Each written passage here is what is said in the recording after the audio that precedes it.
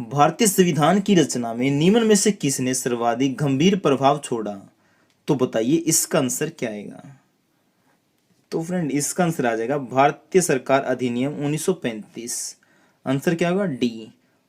Next question है, जुलाई 1946 में स्थापित संविधान सभा के सदस्यों में निम्न में से कौन शामिल नहीं था? तो बताइए इसका आंसर क्या आएगा? तो फ्रेंड इसका आंसर आ जाएगा महात्मा गांधी। आंसर क्या होगा? सी।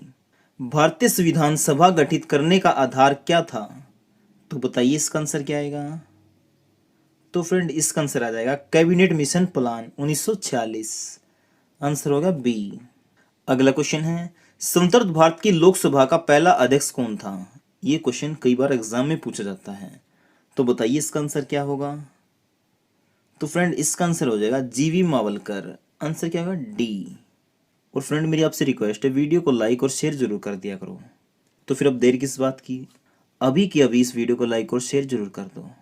तो कर दिया आपने लाइक और शेयर। अब देखते हैं अगला क्वेश्चन, भारतीय संविधान सभा का संवैधानिक सलाहकार कौन था? तो बताइए इसका आंसर क्या आएगा? तो फ्रेंड इसका आंसर आ जाएगा BN राव। आंसर क्या हो गया? सी। सरकार के संसदीय रूप का विचार कहां से लिया गया? तो ये कहां से लिया गया है बताइए? फ्रेंड ये लिया गया है ब्रिटेन से। आंसर क्या होगा? बी। किस तंत्र में कुछ लोग अधिक लोगों पर शासन करते हैं? तो इसका आंसर क्या आएगा बताइए? आंसर आ जाएगा इसका अलप तंत्र। आंसर क्या होगा? डी। उस देश का नाम बताइए जिससे भारत ने संविधान संशोधन प्रक्रिया को लिया है। तो बताइए इसका आंसर क्या आएगा? आंसर आ जाएगा दक्षिण अफ्रीका। आंसर क्या होगा? सी। भारतीय संविधान अपनाया गया था, तो ये कब अपनाया गया था बताइए? देखो अपनाया गया था 26 नवंबर 1949 को। आंसर क्या होगा? सी। लेकिन लागू कब हुआ था? 26 जनवरी 1950 को। एक सिंपल भाषा में कह सकते हैं, बन के तैयार हुआ 26 नवंबर 1949 को, लेकिन लागू हुआ 26 जनवरी 1950 को। भारत का प्रथम उप प्रधानमंत्री कौन था? बताइए इसका आंसर क्या आएगा? तो फ्रेंड इसका आंसर आ जाएगा वल्लभ भाई पटेल। आंसर क्या हो गया? बी। निम्न में से भारतीय संविधान सभा का पहला अध्यक्ष कौन था? तो बताइए इसका आंसर क्या आएगा?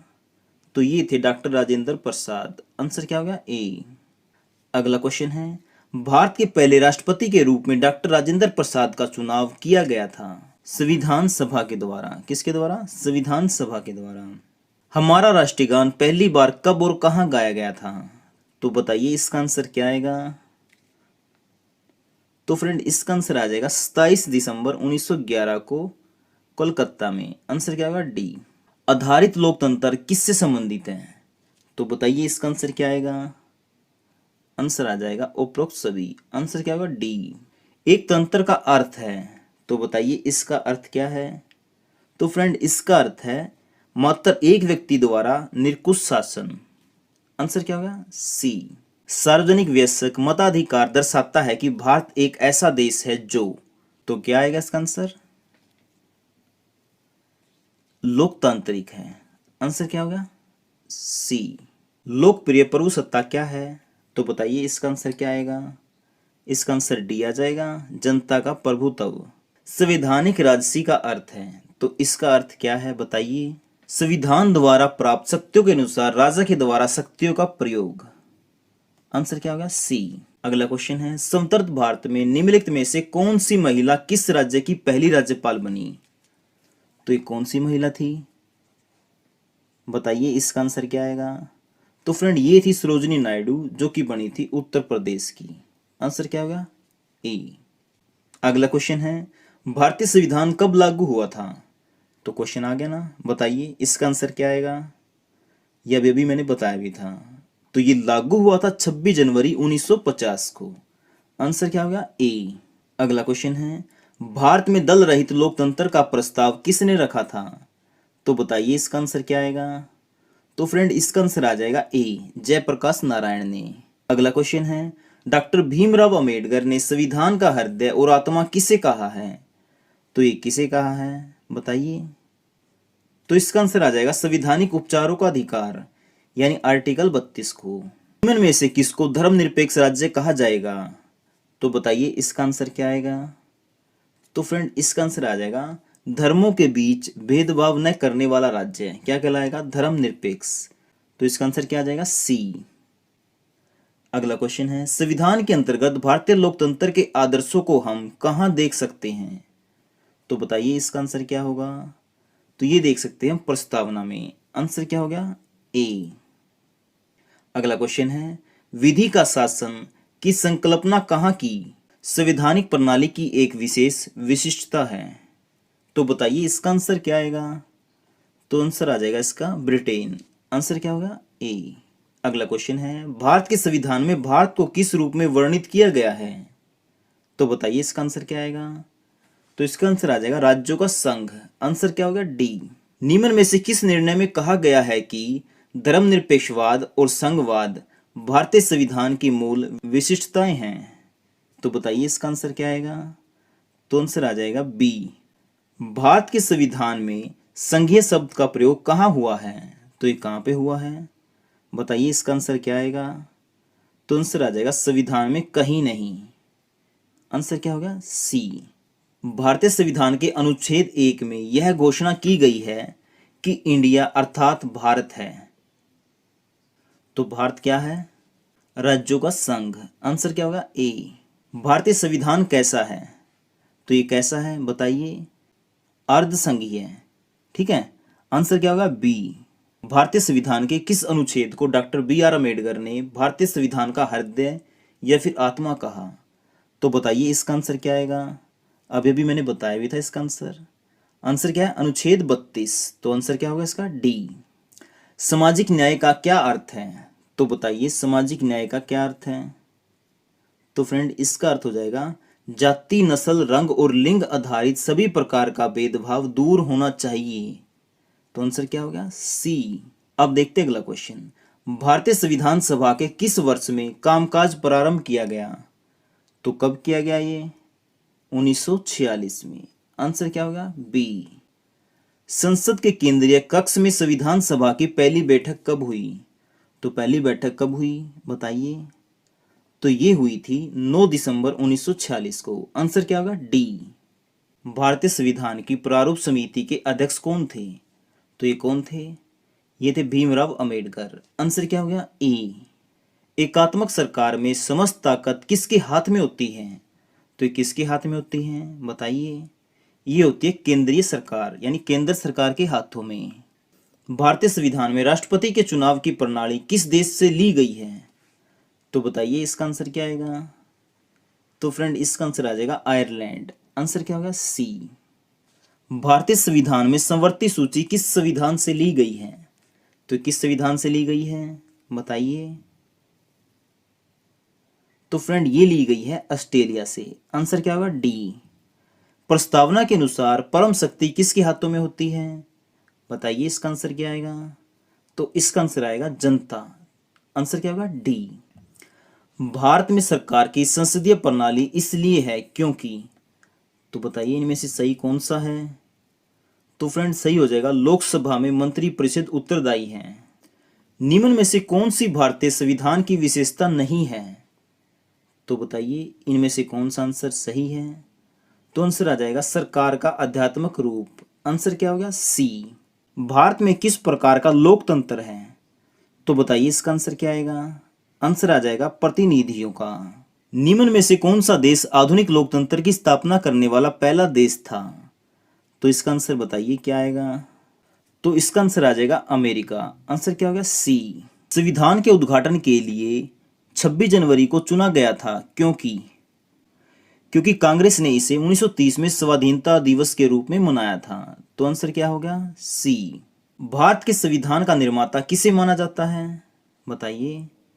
तो ये तो सबको पता होगा। आंसर क्या आएगा? बी.आर. अम्बेडकर। तो क्या होगा आंसर? बी। भारतीय संविधान कब अस्तित्व में आया? तो इसका आंसर बताइए क्या होगा?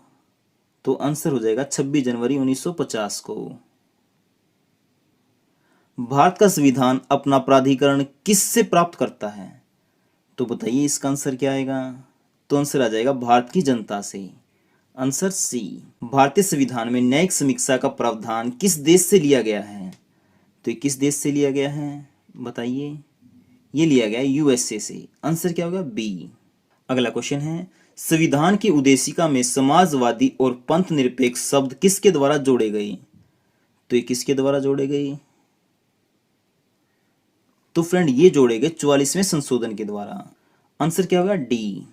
तो फ्रेंड हमारा अगला क्वेश्चन है, सर्वसत्ता संपन्न संसद की अवधारणा किस देश से ली गई है? मतलब किस देश की देन है? तो बताइए इसका आंसर क्या आएगा? तो इसका आंसर आ जाएगा इंग्लैंड। आंसर क्या होगा? ए। अगला क्वेश्चन है, राष्ट्रपति द्वारा राज्यसभा के सदस्यों के नामकरण का नियम किस देश के संविधान से लिया गया है? तो इसका आंसर बताइए क्या आएगा?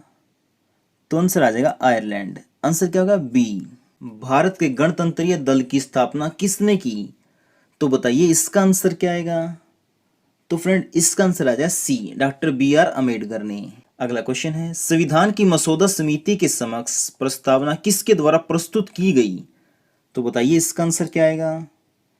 तो फ्रेंड इसका आंसर आ जाएगा जवाहरलाल नेहरू। आंसर क्या होगा? ए।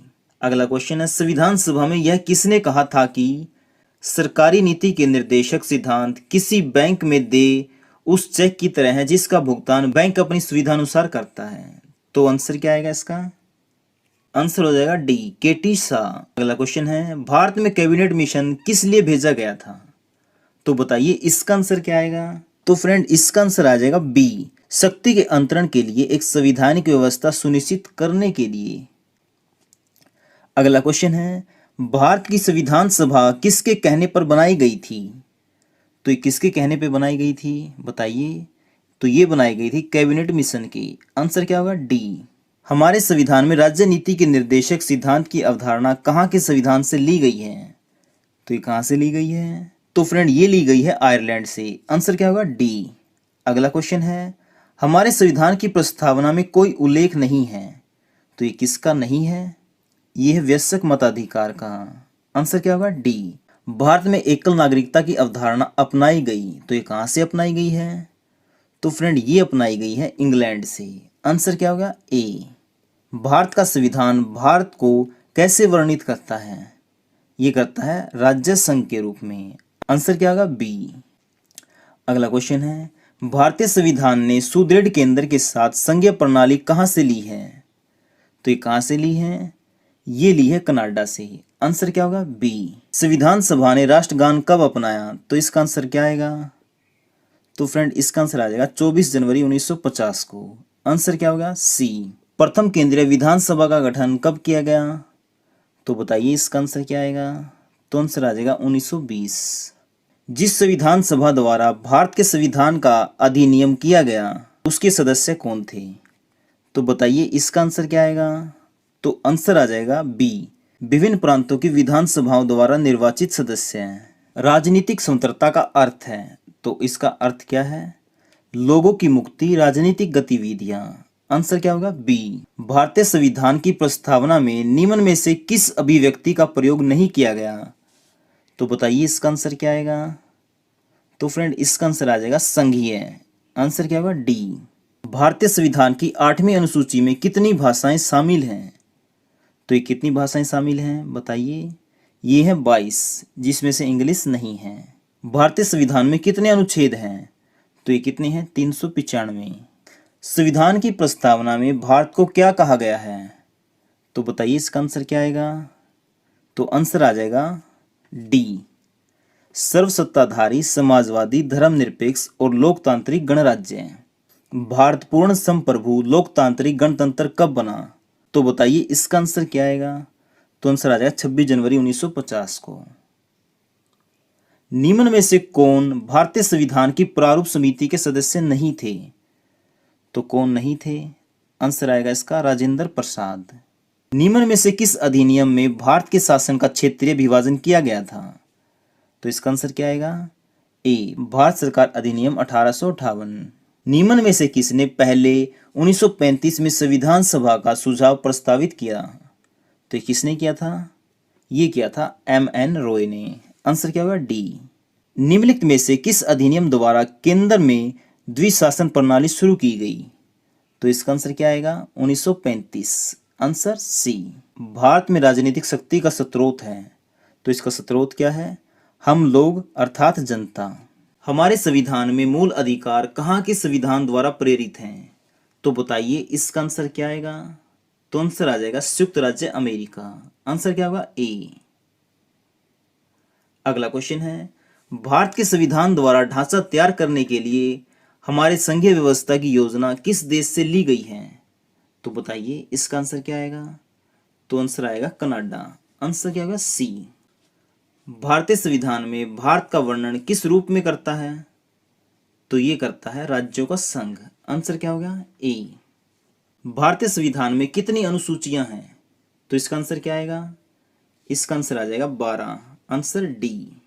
भारत को एक गणराज्य मुख्य रूप से इसलिए माना जाता है क्योंकि राज्य अध्यक्ष का चुनाव होता है। भारतीय संविधान की प्रस्तावना में धर्मनिरपेक्ष शब्द निम्न में से जोड़ा गया। कौन से संविधान संशोधन के द्वारा जोड़ा गया? ये जोड़ा गया फ्रेंड 42वें संविधान संशोधन के द्वारा। आंसर क्या होगा? बी। भारतीय संविधान की प्रस्तावना में निम्नलिखित में से किसका उल्लेख नहीं किया गया? तो आंसर क्या आएगा इसका? सी। वयस्क मताधिकार का। भारतीय संविधान का कौन सा भाग केंद्र शासित प्रदेशों के बारे में बताता है? तो इसका आंसर क्या आएगा? भाग 8। आंसर क्या होगा? सी। भारतीय संविधान का प्राधिकार स्रोत कौन सा है? तो आंसर क्या आएगा इसका? इसका आंसर आ जाएगा भारत के लोग। Answer C. बंधुत्व का अर्थ क्या है? तो इसका अर्थ क्या है बताइए?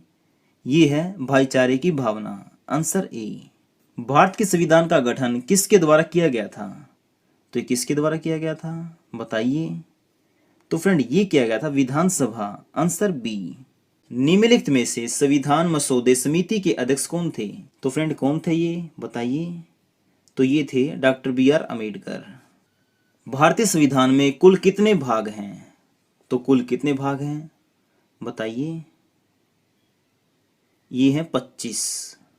प्रारूप समिति के अध्यक्ष कौन थे? तो ये कौन थे? बी.आर. अम्बेडकर। लोकतांत्रिक संस्थाओं के विकास के लिए कौन सा कारक आवश्यक है? तो इसका आंसर क्या आएगा? तो इसका आंसर आ जाएगा व्यक्तिगत अधिकारों के प्रति सम्मान। आंसर क्या होगा? बी। अगला क्वेश्चन है, यदि भारत के राष्ट्रपति त्यागपत्र देना चाहें तो उन्हें यह त्यागपत्र किसको संबोधित करना होगा? तो बताइए इसका आंसर क्या आएगा? तो आंसर आएगा उपराष्ट्रपति। आंसर क्या होगा? सी। निम्नलिखित में से राष्ट्रपति के किस समाधान शक्ति के अंतर्गत दंड की प्रकृति को नरम कर दिया जाता है? तो बताइए इसका आंसर क्या आएगा? तो आंसर आ जाएगा इसका लघुकरण। Answer A. भारत में राष्ट्रपति कितनी बार वृत्तीय आपात स्थिति की घोषणा कर चुके हैं? तो बताइए इसका आंसर क्या आएगा? तो आंसर आएगा अभी तक एक बार भी नहीं। आंसर क्या होगा? बी। कभी नहीं। भारत के राष्ट्रपति को किसके द्वारा अपदस्थ किया जा सकता है? तो बताइए इसका आंसर क्या आएगा? तो फ्रेंड इसका आंसर आ जाएगा संसद के द्वारा। निम्नलिखित में से कौन से भारत राज्य का कार्यपालक अध्यक्ष है? तो बताइए इसका आंसर क्या आएगा? तो आंसर आ जाएगा इसका राष्ट्रपति। Answer B. भारत के प्रथम उप प्रधानमंत्री कौन थे? तो ये थे सरदार वल्लभ भाई पटेल। आंसर होगा इसका बी। भारतीय संविधान के निम्नलिखित में से किस अध्याय में जनता को मूल अधिकार दिए गए हैं? तो आंसर बताइए इसका क्या आएगा? आंसर आ जाएगा डी। तीसरे भाग में। एकाधिकार मततंत्र क्या है? तो बताइए इसका आंसर क्या आएगा? आंसर आएगा इसका सी। प्रति वोटर एक वोट देता है तथा कुछ विशेष योग्यताओं वाले वोटर एक से अधिक वोट देते हैं। निम्नलिखित में से कौन सा स्वाभाविक रूप में न्यायपूर्ण है? तो आंसर बताइए इसका क्या आएगा? आंसर आएगा मौलिक अधिकार। आंसर क्या होगा? सी। अगला क्वेश्चन है, मताधिकार एक प्रकार से क्या है?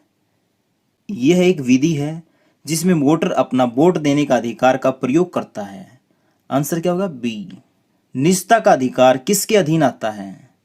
तो बताइए इसका आंसर क्या आएगा? आंसर आएगा अनुच्छेद 21। Answer C. स्वतंत्र भारत के प्रथम राष्ट्रपति कौन थे? तो बताइए ये कौन थे?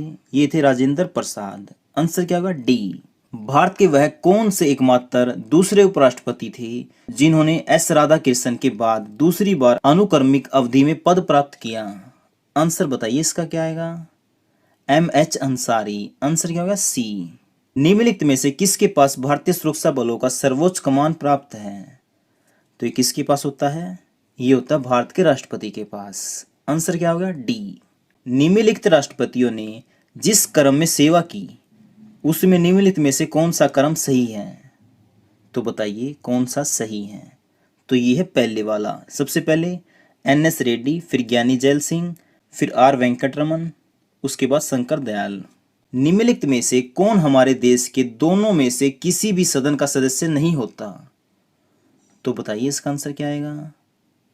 ये आएगा राष्ट्रपति। आंसर क्या होगा? सी। अगला क्वेश्चन है, रिक्त स्थान भरो अधिकार कर्तव्यों में निहित है। आंसर क्या होगा इसका? सी। समानता का निम्नलिखित में से कौन सा प्रकार समानता की उदारवादी धारणा के सदृश नहीं है? तो इसका आंसर क्या आएगा? आंसर आ जाएगा इसका आर्थिक समानता। Answer D. स्वतंत्रता को किस प्रकार सीमित किया जा सकता है? बताइए इसका आंसर क्या आएगा? विधि द्वारा। आंसर होगा बी। भारतीय संविधान के निम्नलिखित में से किस भाग में मौलिक कर्तव्यों का उल्लेख है? तो इसका आंसर आ जाएगा डी। निम्नलिखित में से कौन सा एक विषय वह है जिसे संविधान में एक भारतीय नागरिक के मूल कर्तव्यों की सूची में शामिल किया गया है? तो बताइए इसका आंसर क्या आएगा? तो फ्रेंड इसका आंसर आ जाएगा बी। वैज्ञानिक स्वभाव, मानववाद और पूछताछ तथा सुधार की भावना विकसित करना। हमारे भारतीय संविधान में कितने मूल कर्तव्य हैं? तो ये कितने हैं? 11। और मौलिक अधिकार 6 हैं। निम्नलिखित में से कौन सा एक निवारक निरोध अधिनियम नहीं है? तो बताइए इसका आंसर क्या आएगा? ये आ जाएगा विदेशी मुद्रा अधिनियम। आंसर क्या होगा? डी। राज्यसभा के सदस्य का कार्यकाल होता है, तो ये कितना होता है? 6 वर्ष। आंसर क्या होगा? बी। भारत के उपराष्ट्रपति का कार्यकाल कितना होता है? तो बताइए ये कितना होता है? तो फ्रेंड ये होता है 5 वर्ष। भारतीय संविधान क्या है? तो इनमें से कौन सा आंसर सही है? बताइए। ये आएगा आंसर बी। किसी व्यक्ति को राष्ट्रपति पद के लिए पूर्ण निर्वाचित हेतु अनुमति प्रदान करता है। अखिल भारतीय सेवाओं के लिए नियुक्तियां कौन करता है? तो फ्रेंड ये कौन करता है? ये करता है राष्ट्रपति। आंसर होगा बी। भारत में वित्त आयोग की नियुक्ति कौन करता है? तो इसे भी करता है राष्ट्रपति। तो आंसर क्या होगा इसका? सी। भारतीय संविधान के निम्नलिखित में से किस भाग में सामाजिक व आर्थिक लोकतंत्र को सुनिश्चित किया गया है? तो आंसर क्या आएगा इसका? सी। राज्य के नीति निर्देशक सिद्धांत। भारतीय संविधान के अनुसार निम्नलिखित में से कौन सा मूल अधिकार नहीं है? तो इसका आंसर आएगा सूचना का अधिकार। तो आंसर क्या होगा? ये बी। भारतीय संविधान के किस भाग में नीति निर्देशक सिद्धांत निर्धारित किए गए हैं? तो आंसर क्या आएगा इसका? आंसर आ जाएगा इसका भाग 4। आंसर होगा डी। भारतीय संविधान में नागरिकता के प्रावधान कब लागू हुए? तो ये कब हुए? ये हुए थे 1949 में। आंसर होगा बी। प्रारंभ में कितने मौलिक अधिकार थे? तो ये थे 7। जो संपत्ति का अधिकार है वो हट गया है, अब कितने हैं? ये 6। राष्ट्रपति किसके परामर्श से संसद के सभी सत्र आयोजित और स्थगित करते हैं? तो बताइए आंसर क्या आएगा इसका? आंसर आएगा प्रधानमंत्री। आंसर क्या होगा? बी। भारत के राष्ट्रपति के संबंध में कौन सा कथन सही है? तो बताइए इसका आंसर क्या आएगा? आंसर आएगा इसका ए। प्रत्येक आम चुनावों के पश्चात वह संसद के प्रथम सत्र को संबोधित करते हैं। संघीय सरकार के राजपत्रित अधिकारों को निम्नलिखित में से कौन नियुक्त और बर्खास्त कर सकता है? तो इसका आंसर क्या आएगा? राष्ट्रपति। आंसर क्या होगा? ए। राष्ट्रपति संघ सरकार का कोई भी कार्य निम्नलिखित में से किस प्रकार से राज्य सरकार को सौंप सकते हैं? तो इसका आंसर क्या आएगा?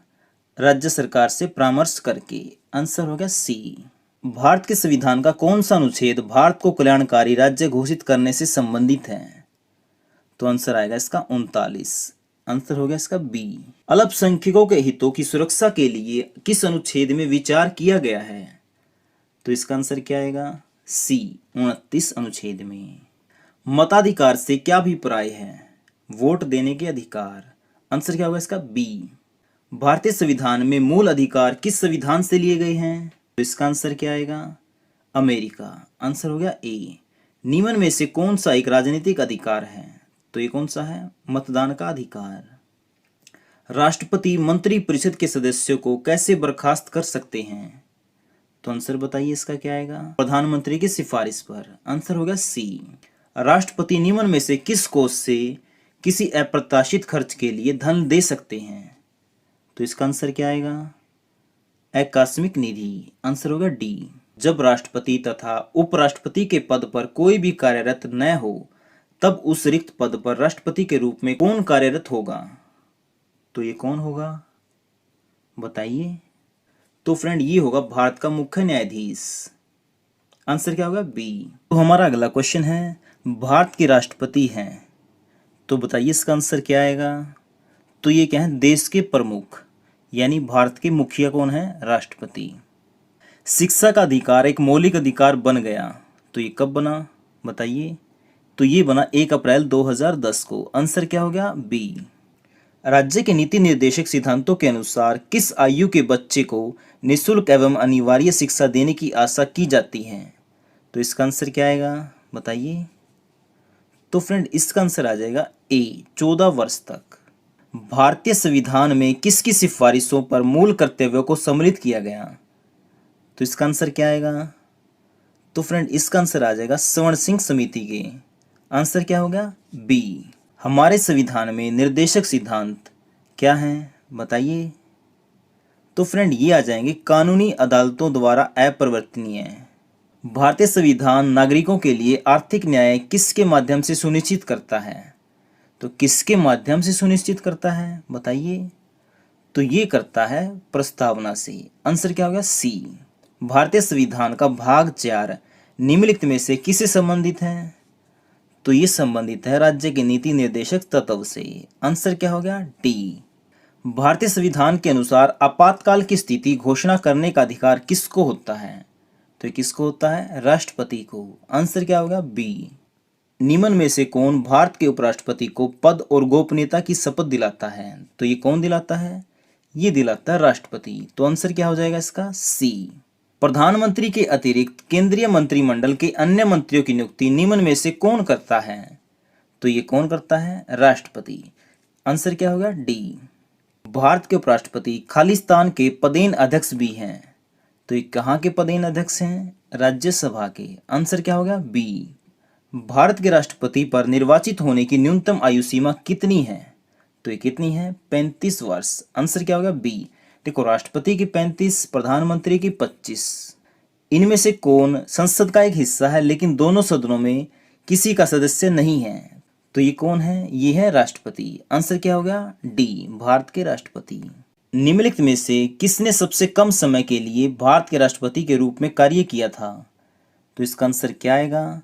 आंसर आ जाएगा इसका डॉक्टर जाकिर हुसैन। आंसर क्या होगा? डी। भारत सरकार का कौन सा अधिकारी सदस्य न होते हुए भी भारतीय संसद की कार्यवाही में भाग लेने का अधिकार रखता है? तो ये कौन है? तो इसका आंसर आएगा भारत का अटॉर्नी जनरल। आंसर होगा बी। भारत के राष्ट्रपति किसकी सलाह पर किसी राज्य के राज्यपाल की नियुक्ति करते हैं? तो ये किसकी सलाह से करते हैं? तो फ्रेंड ये करते हैं भारत के प्रधानमंत्री की सलाह पर। आंसर क्या होगा? सी। निम्नलिखित में से कौन भारत के राष्ट्रपति के रूप में निर्विरोध चुने गए थे? तो इसका आंसर क्या आएगा? तो फ्रेंड इसका आंसर आएगा नीलम संजीवा रेड्डी। आंसर होगा बी। भारत का राष्ट्रीय लोकसभा को कार्यकाल पूरा करने से पहले भंग कर सकता है? तो इसका आंसर क्या आएगा बताइए? तो फ्रेंड इसका आंसर आएगा प्रधानमंत्री की सलाह पर। आंसर होगा डी। निम्नलिखित में से वह कौन सी रीट है जो न्यायालयों, निगमों, सरकारी कर्मचारियों या व्यक्तियों को उनके द्वारा लोक कर्तव्य निष्पादित किए जाने का निर्देश देते हुए जारी की जाती है? तो कौन सी रीट है ये बताइए? तो फ्रेंड ये है परमादेश रीट। आंसर क्या होगा? सी। भारत के संविधान में संवैधानिक उपचारों का अधिकार निम्नलिखित में से किस अनुच्छेद में दिया गया है? तो इसका आंसर क्या आएगा? सी, 32वें अनुच्छेद में। निम्नलिखित में से अनुच्छेद 21 में कौन सा अधिकार दिया गया है? तो बताइए। जीवित रहने का अधिकार। आंसर क्या होगा? डी। भारत में कानून के समक्ष समानता कहाँ से लिया गया है? तो ये कहाँ से लिया गया है? संविधान से। नागरिक और विदेशियों दोनों को प्राप्त है मौलिक अधिकार। आंसर क्या होगा? बी। भारतीय संविधान में कितने मौलिक अधिकार हैं? ये है 6। आंसर क्या होगा? बी। संघीय राज्य की संयुक्त बैठक किस लिए बुलाई जा सकती है? तो आंसर क्या आएगा इसका? आंसर आ जाएगा किसी गैर वित्तीय विधेयक पर दोनों सदनों में गतिरोध के समाधान हेतु। लोकसभा द्वारा पारित धन विधेयक राज्यसभा द्वारा भी पारित मान लिया जाता है यदि उच्च सदन उस पर किस समय सीमा में कार्य संपादन न कर सके। तो आंसर आएगा इसका 14 दिन। आंसर क्या होगा? बी। निम्नलिखित में से यह कौन तय करता है कि कोई विशेष विधेयक धन विधेयक है या नहीं? तो आंसर क्या आएगा इसका? तो फ्रेंड इसका आंसर आ जाएगा लोकसभा के अध्यक्ष। निम्नलिखित में से किस गैर संसद सदस्य को संसद को संबोधित करने का अधिकार है? तो इसका आंसर क्या आएगा? भारत के महान्यायवादी को। आंसर होगा ए। वित्त आयोग का गठन किस अवधि के लिए होता है? तो बताइए इसका आंसर क्या आएगा? तो फ्रेंड ये होता है 5 वर्ष की अवधि के लिए। आंसर होगा सी। निम्न श्रेणियों में से किसके विधेयक केवल लोकसभा में ही प्रारंभ किए जा सकते हैं? तो बताइए इसका आंसर क्या आएगा? आंसर आएगा वित्त विधेयक। आंसर होगा सी। पंचवर्षीय योजना के मसौदे का अनुमोदन अंतिम रूप से कौन करता है? तो ये कौन करता है? तो फ्रेंड ये करता है राष्ट्रीय विकास परिषद। आंसर होगा सी। लोकसभा में कोई धन विधेयक निम्न में से किसकी पूर्व अनुमति के बिना प्रस्तुत नहीं किया जा सकता? तो इसका आंसर क्या आएगा? तो फ्रेंड इसका आंसर आ जाएगा राष्ट्रपति। आंसर होगा बी। जब न तो अध्यक्ष हो और न ही उपाध्यक्ष, तब लोकसभा की अध्यक्षता निम्न में से कौन करता है? तो बताइए कौन करता है? लोकसभा के अध्यक्ष द्वारा रखे गए सभापति के पैनल में से कोई सदस्य। आंसर क्या होगा? सी। निम्नलिखित में से किसके संबंध में राज्यसभा को लोकसभा के अपेक्षाकृत अधिक अधिकार प्राप्त हैं? तो बताइए इसका आंसर क्या आएगा? तो इसका आंसर आएगा नई अखिल भारतीय सेवाओं का गठन करना। आंसर क्या होगा इसका? सी। राज्यसभा में निर्वाचित सदस्यों की अधिकतम संख्या कितनी है? तो इसका आंसर आएगा 238। आंसर क्या होगा? बी। और 12 चुन सकता है राष्ट्रपति। तो टोटल कितनी हो जाएगी वैसे? 250। अधिकतम हो सकते हैं 250, लेकिन निर्वाचित सदस्य कितने होंगे? 238। निम्न में से किस अनुच्छेद में पाकिस्तान से भारत आए लोगों के लिए नागरिकता के अधिकार का उल्लेख है? तो आंसर क्या आएगा इसका? अनुच्छेद 6 में। आंसर हो गया सी। भारतीय संविधान का निम्नलिखित में से कौन सा अनुच्छेद विधि के समक्ष समानता के अधिकार से संबंधित है? तो इसका आंसर आएगा अनुच्छेद 14। तो क्या होगा आंसर? बी। तो अगला क्वेश्चन है, यदि भारत के राष्ट्रपति त्याग पत्र देना चाहें तो उन्हें त्याग पत्र किसको संबोधित करना होगा? तो किसको देंगे? उपराष्ट्रपति को। आंसर क्या होगा? सी। तो फ्रेंड अब कर लेते हैं पॉलिटी की डिटेल में बात, ताकि आपको एक एक पॉइंट आसानी से समझ में आ जाए। जो हमारा संविधान है इसमें ना कुल कितने भाग हैं? 22। और कुल पेज कितने हैं? यानी आर्टिकल 395। देखो सिंपल भाषा में समझो इसे। जैसे हमारे पास कोई बुक होगी, उसमें क्या है? 22 तो चैप्टर हैं और उस बुक में पेज कितने हैं? 395। आगे बात आपको समझ में? यानी हमारे भारतीय संविधान में 22 तो भाग हैं और 395 है पेज यानी आर्टिकल, जिसे हम कहते हैं अनुच्छेद। जैसे हमारी बुक होती है उसमें क्या होता है? स्टार्टिंग में ना उस बुक के बारे में बताया होता है ना भाई, कौन सा चैप्टर है, कौन सा कितने पेज पे है, ये होता है। इसी तरह हमारे संविधान में जो स्टार्टिंग में बताया गया है उसे हम क्या कहते हैं? प्रस्तावना। क्या? प्रस्तावना या फिर उद्देशिका। ठीक है, इतना आ गया आपको समझ में? अब बात करते हैं भाग नंबर 1 की, यानी चैप्टर नंबर 1 की। यह है पेज नंबर 1 से 4 तक, यानी आर्टिकल 1 से लेकर 4 तक, जिसका नाम क्या है? संघ व राज्य। और चैप्टर नंबर 2 कहाँ से कहाँ तक है? 5 से 11 तक, जिसका नाम है नागरिकता। और जो चैप्टर नंबर 3 है ये है 12 से लेकर 35 पेज तक, जिसका नाम है मौलिक अधिकार। बात करें चैप्टर नंबर 4 की, ये है 36 से लेकर 51 पेज, यानी आर्टिकल नंबर 36 से लेकर 51 तक, जिसका नाम है राज्य के नीति निर्देशक तत्व। ठीक है, अब इनके बारे में थोड़ी डिटेल में बातें कर लेते हैं। देखो जो पेज नंबर 1 है यानी आर्टिकल नंबर 1 है, इसमें क्या बताया गया है? भारत राज्यों का संघ है। और जो आर्टिकल 3 है इसमें क्या है? जैसे कोई भी राज्य अलग बनना चाहता है ना, वो किसके द्वारा बनेगा? आर्टिकल 3 के द्वारा। यानी किसी भी राज्य में से एक राज्य और अलग से बनाया जाएगा तो उसे किस आर्टिकल के द्वारा बनाया जाएगा? आर्टिकल 3। इससे एग्जाम में सीधा क्वेश्चन आता है। अब बात करते हैं लेसन नंबर 2, जिसका नाम है नागरिकता। अब देखो जो नागरिक अधिकार हैं उनको एक नाम से और जानते हैं, क्या? राजनीतिक अधिकार। और जो ये राजनीतिक अधिकार हैं ये सिर्फ किसको मिलेंगे? उस देश के नागरिक को, यानी भारत के नागरिकों को। जैसे वोट डालने का अधिकार, चुनाव लड़ने का अधिकार, सरकारी नौकरी पाने का अधिकार, ये सभी चीज़ें किसको मिलेंगी? जो भारत का नागरिक है। जैसे कोई विदेशी व्यक्ति आ गया, वो इनमें से कुछ भी नहीं ले सकता, ना तो वो वोट डाल सकता, ना चुनाव लड़ सकता, ना सरकारी नौकरी पा सकता, इनमें से कुछ नहीं कर सकता। ठीक है, अब बात करते हैं कानूनी अधिकार की। जो सूचना का अधिकार है और संपत्ति का अधिकार है, ये क्या है? कानूनी अधिकार। लेसन नंबर 3 है मौलिक अधिकार। इसका वर्णन है आर्टिकल 12 से 35 तक। ठीक है, और ये कहाँ से लिए गए हैं? यूएसए से। और सबसे इंपॉर्टेंट बात, जो संपत्ति का अधिकार है, पहले ये क्या होता था? मौलिक अधिकार। लेकिन 1978 में क्या हुआ? इसको बना दिया कानूनी अधिकार। इसके पीछे भी कारण थे, इसे समझो थोड़ा। 1978 से पहले क्या था? जैसे सरकार को रेल की पटरियां बनानी है और ये आ गई आपकी जमीन। अब पटरी तो सीधी जाएगी ना, लेकिन आपने कह दिया मैं अपनी जमीन नहीं बेचूंगा, तो सरकार को यहीं पे रोक लगानी पड़ती थी। यानी वो आपकी अनुमति के बिना आपकी जमीन में से पटरियां नहीं बना सकती थी। इससे तो सरकार के बड़े बड़े प्रोजेक्ट फेल होने लग गए। तो सरकार ने एक संशोधन किया। तो क्या किया उसमें? जो संपत्ति का अधिकार था ना, उसको आर्टिकल 31 से हटाकर 300A में डाल दिया। इससे फिर क्या हुआ?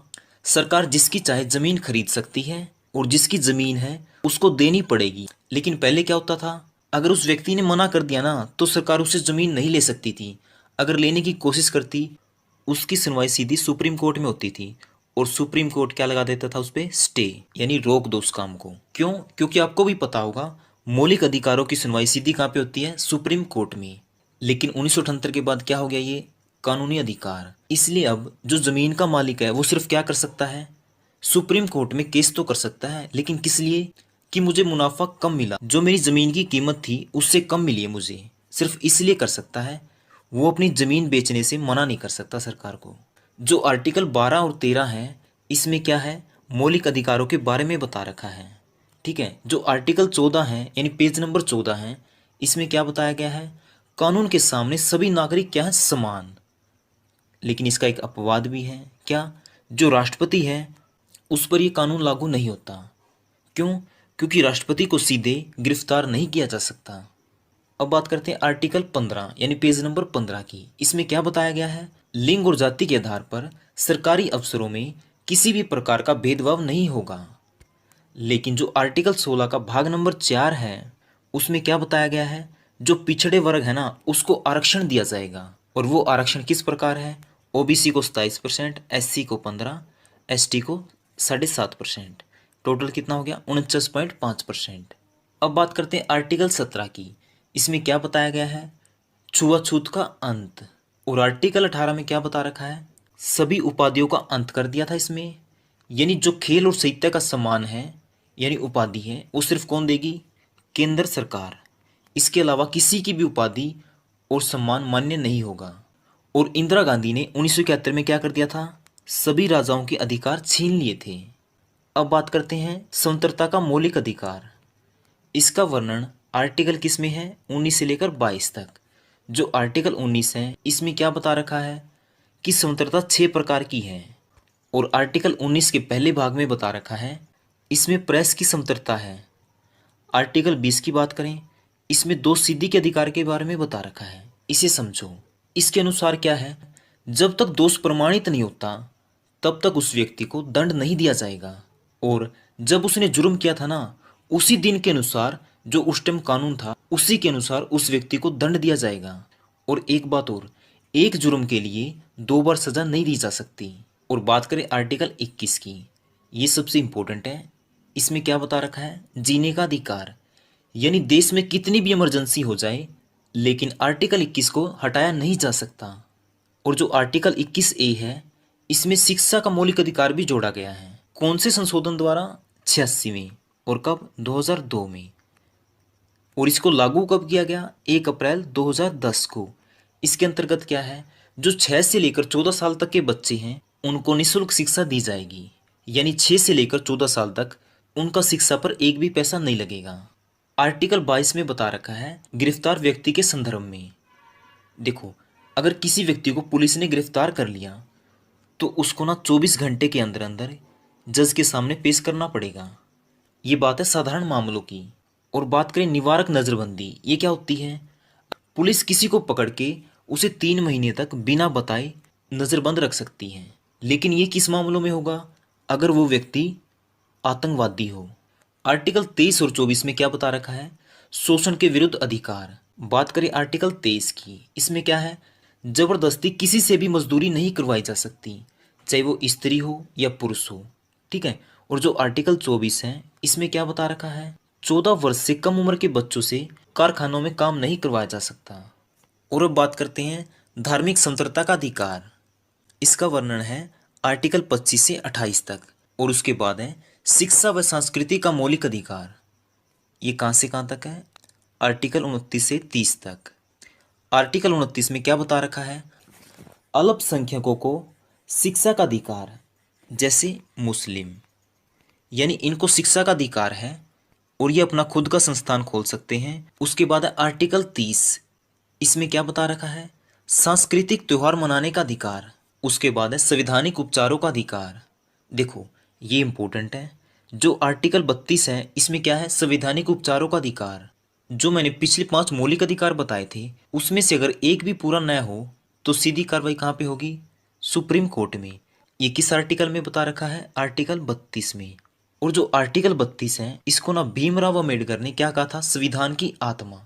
इसे भी समझो, अगर एग्जाम में आए कि भीमराव अम्बेडकर के अनुसार संविधान की आत्मा कौन सी है, तो आंसर आएगा आर्टिकल 32। अगर वैसे पूछे कि संविधान की आत्मा क्या है, तो उसका आंसर आएगा प्रस्तावना या उद्देशिका। ठीक है। अब बात करते हैं लेसन नंबर 4, यानी चैप्टर नंबर 4 की, जिसे हम कहते हैं भाग नंबर 4। इसमें क्या है, राज्य के नीति निर्देशक तत्व, जिसका वर्णन है आर्टिकल 36 से 51 तक। देखो ये कहाँ से लिए गए हैं, आयरलैंड से। राज्य, देखो पॉलिटिकल के अनुसार राज्य क्या होता है, जिसके पास ना ये 4 चीजें होती है ना, उसको कहते हैं राज्य। उसकी अपनी भूमि हो, उसकी खुद की जनसंख्या हो, उसकी सरकार हो और संप्रभुता हो। ठीक है। अब देखो जैसे हरियाणा है, हरियाणा के पास भूमि है, जनसंख्या है, सरकार भी है। अब संप्रभुता क्या होती है, संप्रभुता उसे कहते हैं जो अपनी एक अलग से आर्मी बना सके। अब हरियाणा अपनी अलग से आर्मी तो नहीं बना सकता ना, तो हरियाणा एक राज्य नहीं है।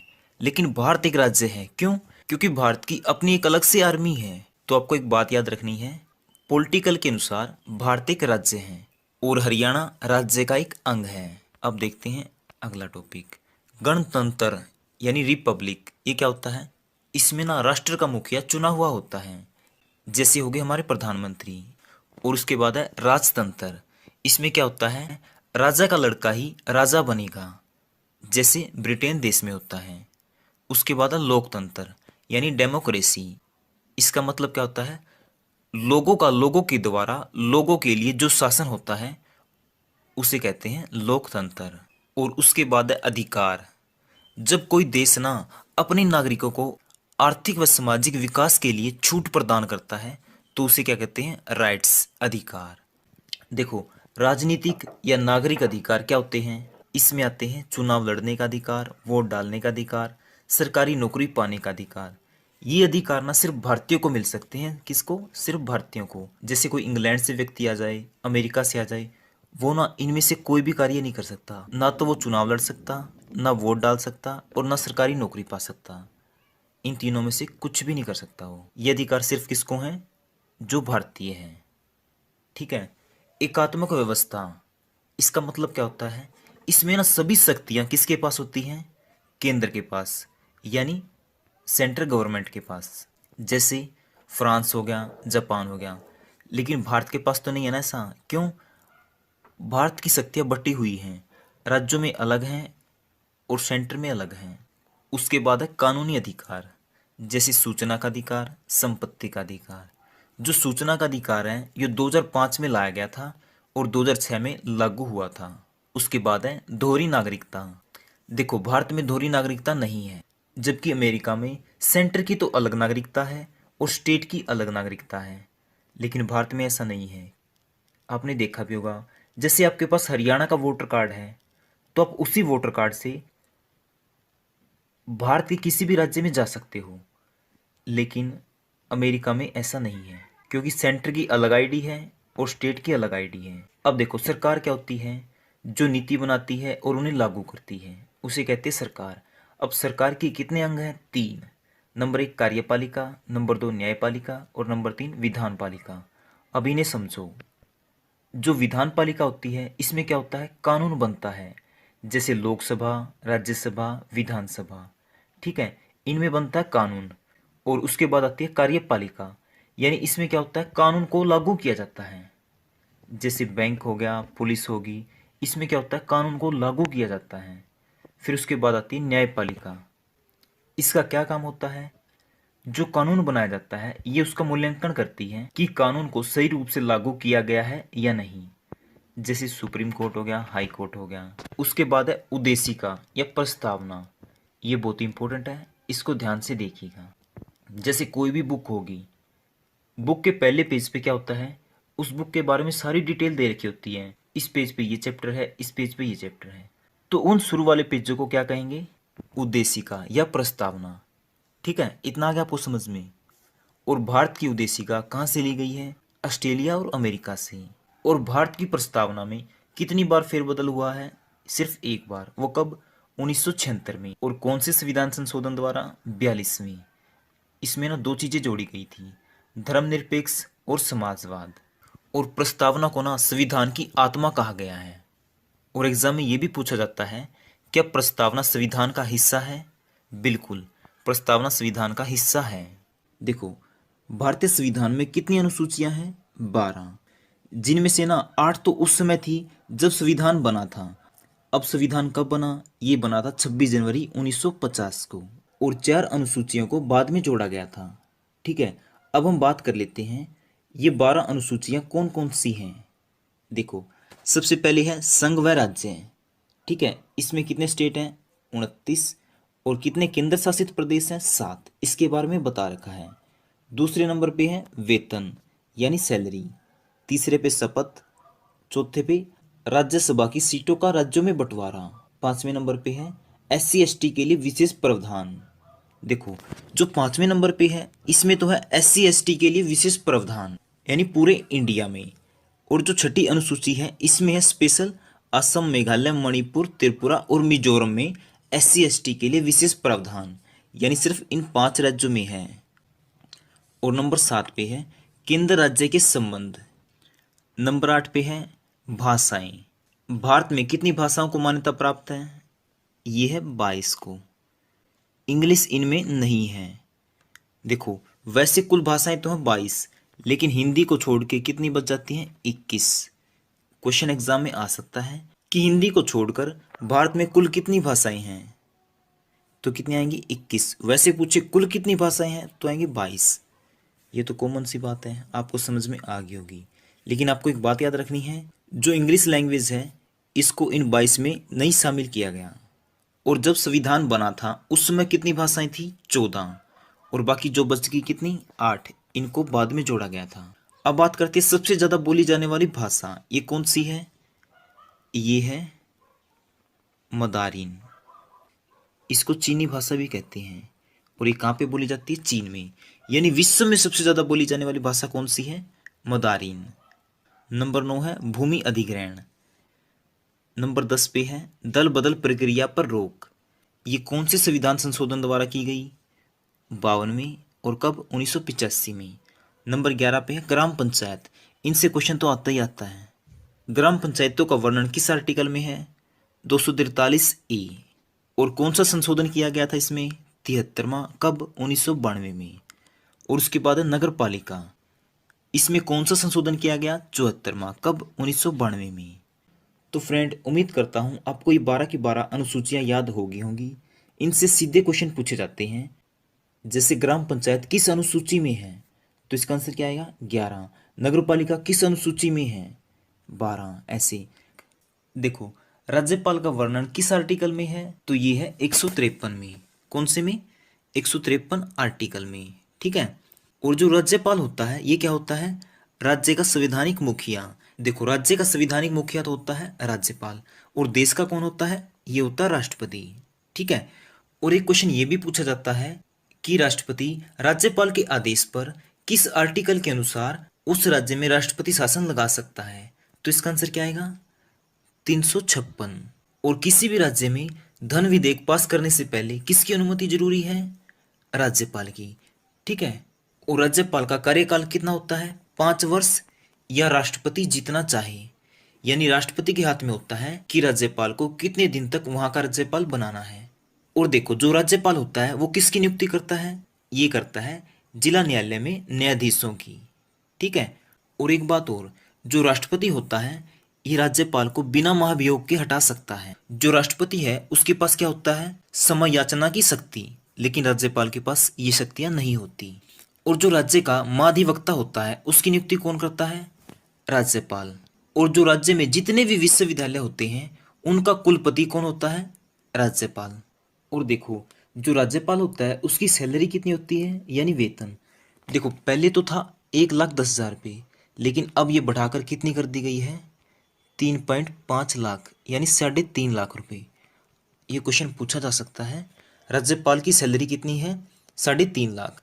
और बात करें राष्ट्रपति की, इसकी 5 लाख, और उपराष्ट्रपति की 4 लाख, ठीक है। और राज्यपाल किसकी नियुक्ति करता है? मुख्यमंत्री की। और मुख्यमंत्री की सलाह पर मंत्रिमंडल की भी नियुक्ति करता है। और जो दिल्ली यूनिवर्सिटी है DU, इसका कुलपति कौन है?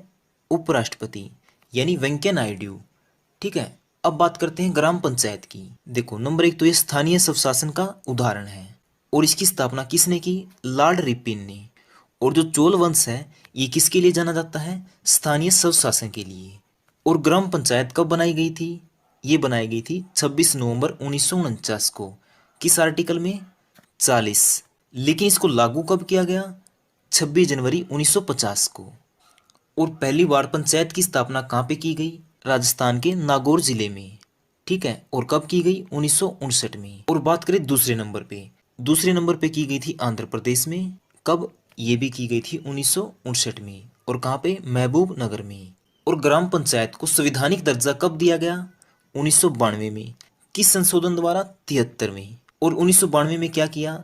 आर्टिकल 40 से हटाकर इसको कहाँ पे ले गई? 243A में। और इसके अनुसार क्या था कि प्रत्येक राज्य में ग्राम पंचायत होनी चाहिए। लेकिन इसका भी एक अपवाद है, लेकिन जो नागालैंड है ना, इसमें एक भी पंचायत नहीं है। और पंचायत का वर्णन किस भाग में किया गया है? ये किया गया 9 में, ठीक है। और जो ग्राम पंचायत होती है ये होती है 3 लेवल की, और सबसे पहले लागू हुई थी राजस्थान में। अब मैं बता देता हूँ 3 लेवल कौन से होते हैं। देखो, सबसे पहला होता है पंच, फिर सरपंच, फिर ग्राम सचिव।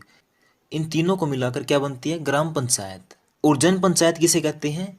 कई ग्राम पंचायतों के समूह को, और जिसे BDO भी कहते हैं। और ग्राम पंचायत में महिलाओं का आरक्षण कितना होता है? 33%। और ग्राम पंचायत का वर्णन किस अनुसूची में है? 11वीं। और जो ग्राम पंचायत है ये क्या है? विकेंद्रीयकरण। और ग्राम पंचायत में सरपंच कितने साल के लिए चुना जाता है? 5 साल के लिए। सरपंच का कार्यकाल खत्म होने पर कितने दिन के अंदर अंदर इलेक्शन होने चाहिए? ये होने चाहिए 6 महीने के अंदर अंदर। और जो ग्राम पंचायत है इसको बनाने की जिम्मेवारी किसकी होती है? राज्य सरकार की। तो फ्रेंड, यहाँ तक आ गया आपको समझ में। अब बात करेंगे लोकसभा और राज्यसभा की। देखो, लोकसभा के पहले अध्यक्ष कौन थे? GV मावलकर। अब बात करते हैं ये क्या होती है। जो लोकसभा है इसमें जाने के लिए कम से कम कितनी आयु होनी चाहिए? 25 वर्ष। लेकिन राज्यसभा में जाने के लिए 30 साल होनी चाहिए। इसमें कुल सीटें होती है 552, और राज्यसभा में होती है 250।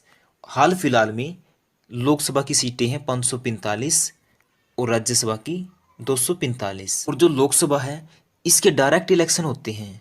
प्रधानमंत्री के इलेक्शन सुने आपने? इसी को कहते हैं लोकसभा के इलेक्शन। इसमें कितने साल के लिए चुना जाता है? 5 साल, लेकिन कच्चे। अब कच्चे क्यों? क्योंकि सरकार तो कभी भी गिर सकती है ना, अगर बहुमत नहीं है तो मानते हो ना, इसलिए कहते हैं इसे कच्चे। और ये कितने साल तक चुने जाते हैं? 6 साल, ये पक्के होते हैं। और जो लोकसभा है इसे कहते हैं निम्न सदन, और राज्यसभा को कहते हैं उच्च सदन। और लोकसभा को प्रथम हाउस भी कहते हैं। और इसके साथ साथ लोकप्रिय हाउस भी कौन सा है? लोकसभा। और राज्यसभा को स्टेट हाउस भी कहते हैं। अब बात करते हैं राष्ट्रपति की। राष्ट्रपति का वर्णन किस अनुच्छेद में है? 52 में। और राष्ट्रपति का पद कहाँ से लिया गया है? ब्रिटेन से। और राष्ट्रपति क्या होता है? कार्यपालिका का अध्यक्ष, देश का संवैधानिक मुखिया और देश का प्रथम व्यक्ति, और तीनों सेनाओं का संवैधानिक अध्यक्ष। यहाँ तक आ गया समझ में? इसके बाद बात करते हैं राष्ट्रपति बनने के लिए क्या योग्यता होनी चाहिए। नंबर 1 तो उसकी आयु होनी चाहिए 35 वर्ष, ठीक है। और वो लाभ के पद पे नहीं होना चाहिए, यानी ना तो वो राज्यपाल होना चाहिए, ना मंत्री, ना उपराष्ट्रपति, यानी इनके पद पे नहीं होना चाहिए। ठीक है। और राष्ट्रपति का चुनाव कैसे होता है? अप्रत्यक्ष रूप से। लेकिन जो अमेरिका के राष्ट्रपति हैं उसका चुनाव होता है प्रत्यक्ष रूप से, यानी इसे लोगों के द्वारा चुना जाता है। और राष्ट्रपति के लिए खड़ा होने के लिए कम से कम सदन में, यानी लोकसभा और राज्यसभा दोनों को मिला के 50 सदस्यों की सहमति होना आवश्यक है, नहीं तो ये वैलिड नहीं माना जाएगा। और अब बात करते हैं राष्ट्रपति की सैलरी की। देखो पहले थी इसकी सैलरी 1.5 लाख। कितनी? 1.5 लाख। लेकिन अब क्या है? ये हो गई है 5 लाख। ये बात आपको ध्यान रखनी है। और राष्ट्रपति को वोट कौन डालते हैं? लोकसभा और राज्यसभा के निर्वाचित सदस्य हैं। वह दिल्ली और पांडिचेरी के प्रत्यक्ष रूप से, वह अन्य राज्यों की विधानसभा के सदस्य अप्रत्यक्ष रूप से वोट डालते हैं। और अब बात करते हैं भारतीय संविधान में कहाँ से क्या लिया गया है। संघात्मक व्यवस्था ली गई है कनाडा से, संसदीय व्यवस्था ली गई है ब्रिटेन से, और राज्यपाल का पद कनाडा से। अवशिष्ट शक्तियों पर केंद्र कानून बनाएगी, ये लिया गया है कनाडा से। लोकसभा राज्यसभा की अपेक्षा ज़्यादा शक्तिशाली होगी, ये ली गई है ब्रिटेन से। विधि का शासन, ये भी ब्रिटेन से लिया गया। न्यायिक व्यवस्था, राष्ट्रपति का पद, ये दोनों भी ली गई हैं ब्रिटेन से। उपराष्ट्रपति का पद लिया गया है यूएसए से। इकहरी नागरिकता ब्रिटेन से ली गई है। संशोधन प्रक्रिया अफ्रीका से ली गई है। संवर्ती सूची ऑस्ट्रेलिया से ली गई है। और आपातकालीन शक्तियां ली गई हैं जर्मनी से। मौलिक अधिकार अमेरिका से। मौलिक कर्तव्य रूस से। पंचवर्षीय योजनाएं रूस से। प्रस्तावना ये कहाँ से ली गई है? यूएसए और ऑस्ट्रेलिया से। न्यायिक पूर्ण अवलोकन ये कहाँ से लिया गया है? यूएसए से। और राज्य के नीति निर्देशक तत्व ये कहाँ से लिए गए हैं? आयरलैंड से। तो सबसे पहले है पहला संविधान संशोधन। यह किससे संबंधित है? भूमि अधिग्रहण से। और भूमि अधिग्रहण को कौन सी सूची में जोड़ा गया था? नोमियन सूची में। ठीक है। और ये कब जोड़ा गया? 1951 में। अब बात करते हैं 10वें संविधान संशोधन की। ये जोड़ा गया 1961 में। इसमें क्या था? दमन व द्वीप को भारत में शामिल कर लिया गया था। अब बात करते हैं 21वां संविधान संशोधन। ये जोड़ा गया 1967 में। इसमें क्या था? सिंधी भाषा को शामिल कर लिया गया। कौन सी भाषा के रूप में? 15वीं। बात करें 31वें संविधान संशोधन की, इसको जोड़ा गया 1973 में। इसमें क्या था? पहले तो लोकसभा में सीटें होती थी 525, लेकिन 1973 में बढ़ाकर कितनी कर दी गई? 545। अब बात करते हैं 42वें संविधान संशोधन की। देखो ये कब किया गया था? 1976 में। इसमें क्या किया? प्रस्तावना में संशोधन हुआ था और प्रस्तावना के अंदर 2 शब्द जोड़े गए थे, समाजवाद व धर्मनिरपेक्ष। ठीक है। और इसमें क्या था? जो लोकसभा का कार्यकाल होता है ना 5 वर्ष, इसको बढ़ाकर कर दिया गया था 6 वर्ष। और इस संशोधन को ना लघु संविधान भी कहते हैं। क्यों? क्योंकि इसमें ना बहुत ज़्यादा संशोधन हुए थे। और अब बात करते हैं 44वें संविधान संशोधन की। ये हुआ था 1978 में। इसमें क्या था? संपत्ति के अधिकार को हटाकर कानूनी अधिकार बना दिया गया था। और लोकसभा व विधानसभा के कार्यकाल को दोबारा से क्या कर दिया गया था? 5 वर्ष। उसके बाद 103 संविधान संशोधन। इसमें क्या था? जैन समुदाय को अल्पसंख्यक का दर्जा दिया गया। उसके बाद 108वां संविधान संशोधन। इसमें क्या था? महिलाओं के लिए लोकसभा व विधानसभा में 33% आरक्षण किया गया। उसके बाद 109वां संविधान संशोधन। इसमें क्या था? पंचायती राज्य में महिला आरक्षण 33 से बढ़ाकर कितना कर दिया? 50%। उसके बाद 114वां संविधान संशोधन। इसमें क्या था? जो उच्च न्यायालय है यानी हाई कोर्ट, इसके न्यायाधीशों की आयु 62 से बढ़ाकर कितनी कर दी गई? 65 वर्ष। 122वां संविधान संशोधन। तो 22वें संविधान संशोधन में जीएसटी पास किया गया था। उसके बाद है 52वां संविधान संशोधन। ये कब किया गया? 1985 में। इसमें क्या किया गया था? दल बदल प्रक्रिया पर रोक लगाई गई थी। और इसका वर्णन किस भाग में है? 10वें में। 69वां संविधान संशोधन। ये कब किया गया? 1991 में। इसमें क्या किया गया था? दिल्ली को एनसीआर क्षेत्र घोषित किया गया था।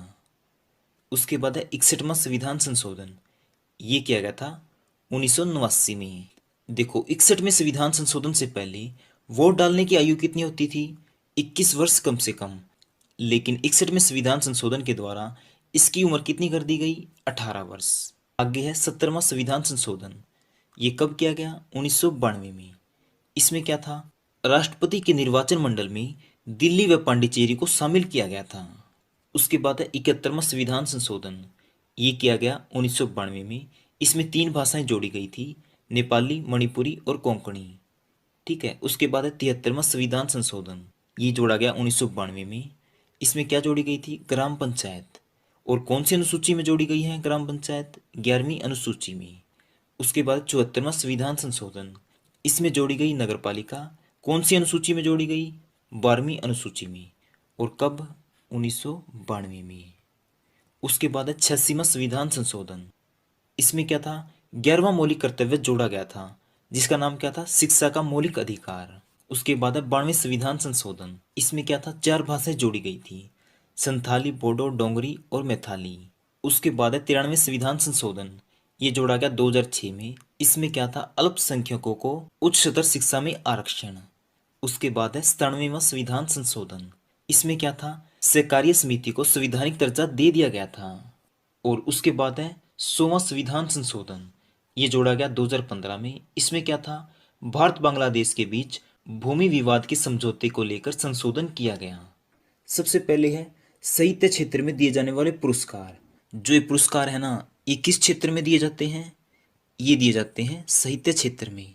और ये कौन कौन से हैं? नंबर 1 तो हो गया ज्ञानपीठ पुरस्कार, व्यास पुरस्कार, सरस्वती सम्मान पुरस्कार, बिहारी सम्मान पुरस्कार। और साहित्य क्षेत्र में सबसे बड़ा पुरस्कार कौन सा होता है? ज्ञानपीठ। ठीक है। अब बात करते हैं ग्रैमी पुरस्कार। ये किस क्षेत्र में दिया जाता है? संगीत क्षेत्र में। और ये संगीत क्षेत्र का सबसे बड़ा पुरस्कार है, आपको याद रखना है। ठीक है। टाइलर पुरस्कार, ये दिया जाता है पर्यावरण क्षेत्र में। चरक व धन्वंतरी पुरस्कार दिए जाते हैं चिकित्सा क्षेत्र में। सम अनुज व एबल पुरस्कार, ये दिए जाते हैं गणित क्षेत्र में। किसमें? गणित क्षेत्र में। उसके बाद है कलिंग व भटनागर पुरस्कार, ये दिए जाते हैं विज्ञान क्षेत्र में। पुलित्जर पुरस्कार, ये दिया जाता है पत्रकारिता क्षेत्र में। दादा साहिब फाल्के पुरस्कार, ये दिया जाता है फिल्म क्षेत्र में। बात करें बुकर पुरस्कार की, ये दिया जाता है लेखक को। ऑस्कर पुरस्कार फिल्म क्षेत्र में दिया जाता है। भारत रत्न पुरस्कार, ये भारत का ना सबसे बड़ा नागरिक सम्मान पुरस्कार है। और ये किस क्षेत्र में दिया जाता है? नागरिक सम्मान क्षेत्र में। परमवीर चक्र पुरस्कार, ये भारत का सबसे बड़ा बहादुरी पुरस्कार है। द्रोणाचार्य पुरस्कार, ये दिया जाता है कोच को। अर्जुन पुरस्कार, ये दिया जाता है खिलाड़ी को। देखो भारत के सबसे बड़े पुरस्कार कौन कौन से हैं? सबसे बड़ा है भारत रत्न, और उसके बाद आता है पद्म विभूषण, फिर पद्म भूषण और फिर पद्म श्री। अब बात करते हैं नोबेल पुरस्कार की। इसे कौन देती है? इसे देती है स्वीडन की सरकार। इसकी शुरुआत हुई थी 1901 में। और ये किसके नाम पे दिया जाता है? अल्फ्रेड नोबेल के नाम पे। और जो अल्फ्रेड नोबेल था, इसने किसकी खोज की थी? डायनामाइट की। और ये पुरस्कार ना विश्व का सबसे बड़ा पुरस्कार है। देखो 1901 में इसकी शुरुआत हुई थी। उस समय दिया जाता था ये 5 क्षेत्रों में। कौन कौन से? भौतिक, चिकित्सा, रसायन, शांति और साहित्य क्षेत्र में। लेकिन 1969 में इसमें अर्थशास्त्र भी जोड़ दिया, यानी इकोनॉमिक्स। तो इस समय ये कितने क्षेत्रों में दिया जाता है? 6 में। और बात करें ये कब दिया जाता है? ये दिया जाता है 10 दिसंबर को, क्योंकि इस दिन क्या होता है? मानव अधिकार दिवस। और ना एक वर्ष में एक क्षेत्र में सिर्फ 3 व्यक्तियों को पुरस्कार दिया जा सकता है। यानी कुल कितने क्षेत्र हो गए? 6, 6 3 18। तो यानी एक वर्ष में सिर्फ 18 नोबेल पुरस्कार दिए जा सकते हैं। और एग्जाम में ये क्वेश्चन कई बार आ चुका है कि 2014 का नोबेल पुरस्कार किस भारतीय को मिला था? ये मिला था कैलाश सत्यार्थी को। किस क्षेत्र में? शांति क्षेत्र में। पाकिस्तान का सबसे बड़ा सम्मान कौन सा है? निशान पाकिस्तान। और जीपीएस की फुल फॉर्म क्या है? General pocket radio service. IMF यानी अंतर्राष्ट्रीय मुद्रा कोष और आईबीआरडी, इन दोनों की स्थापना कब हुई थी? 1945 में। नेल्सन मंडेला, ये थोड़ा इम्पोर्टेंट है। इनको ना अफ्रीका का गांधी भी कहते हैं। और ये कौन थे? अफ्रीका के स्वतंत्रता सेनानी।